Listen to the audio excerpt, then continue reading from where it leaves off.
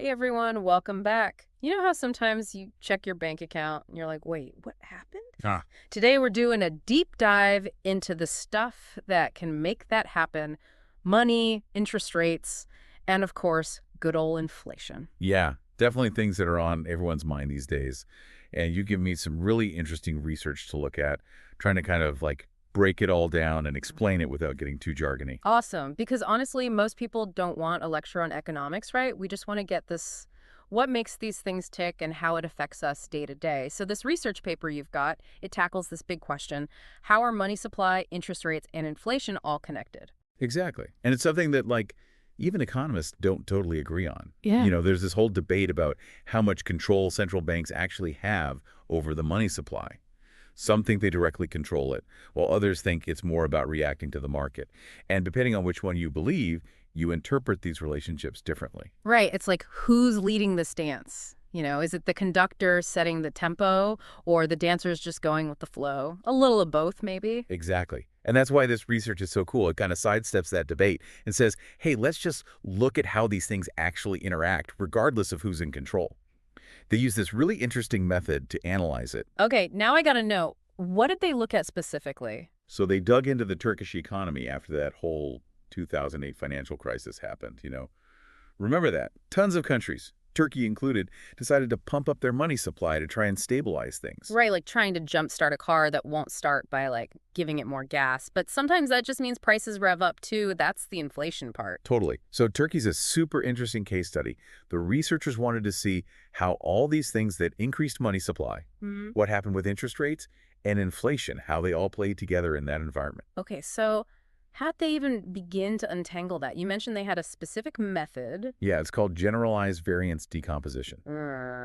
Yeah, that sounds a little intimidating. Just a tiny bit, haha. But think of it like this. The researchers wanted to see if, say, the money supply changes by 1%, how does that affect inflation 1 month later? And then how about a year later? This method lets them isolate the impact of each thing. The money supply, those interest rates, inflation itself, separate from all the other stuff happening in the economy at the same time. Okay, so it's like isolating the ingredients in our baking analogy, right? Yeah, Seeing how much each one makes the cake rise on its own. exactly. And the cool part is, it doesn't even matter if you think it's the central bank controlling everything or if it's more about the market. It just shows you how much each piece contributes. So it's less about picking a side and more about understanding how they're all dancing together on the floor. So what they find out about this whole money, interest rate, inflation dance-off. Well, in the short term, things were pretty straightforward. They found that changes in the money supply were mostly explained by, well, the money supply itself. So the money supply in the short term kind of does its own thing. Yeah, you could say that. And inflation, at least in the short term, was mostly driven by past inflation. It's like a domino effect. Things just keep moving in the same direction. Makes sense. But I bet the long-term view is where things get really interesting. So in the short term, money supply and inflation kind of do their own thing, like a domino effect, you said. But I'm guessing the long-term view is where things get more intertwined, right?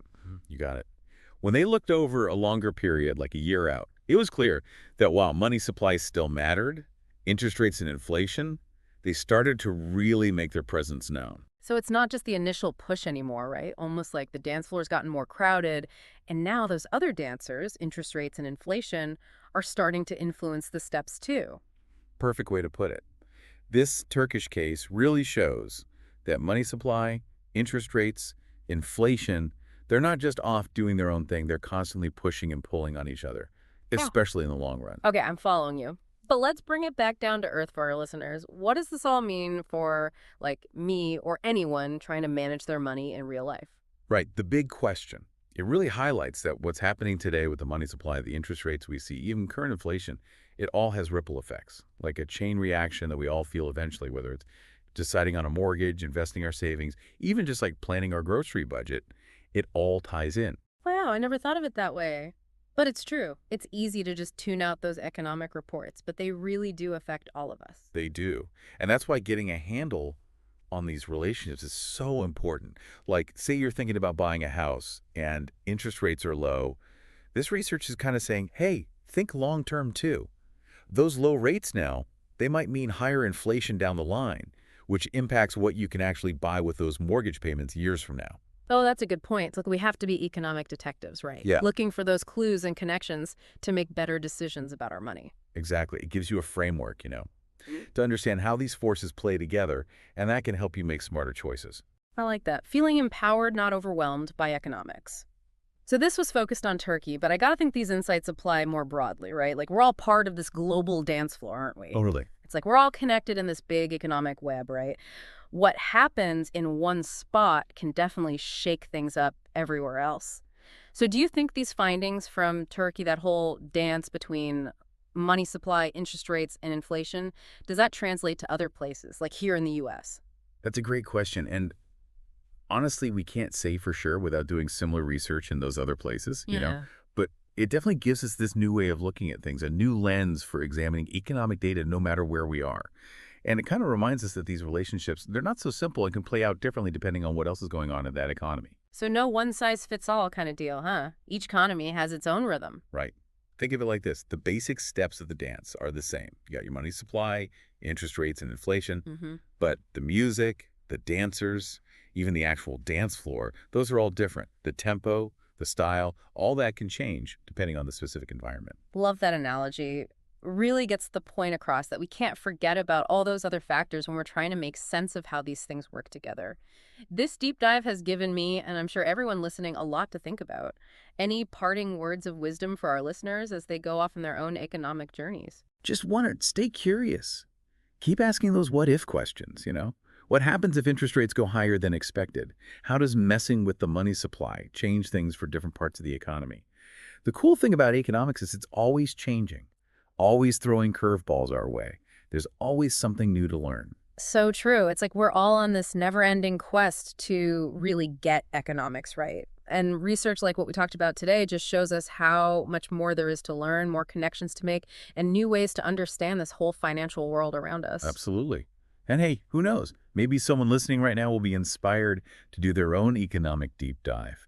Use this research as a jumping off point and discover something totally new. Now, that would be awesome. Huge thanks to you for bringing your expertise to this episode. You've given us all a lot to think about, that's for sure. Happy to do it. Always love a good economics conversation. And to everyone listening, we hope you enjoyed this deep dive as much as we did and learned some new things along the way. Remember, knowledge is power, especially when it comes to navigating this whole world of money, interest rates, and inflation. Make sure you check out the show notes for links to the research and some other cool resources to help you on that journey to, like, total financial literacy. Until next time, happy learning, everyone.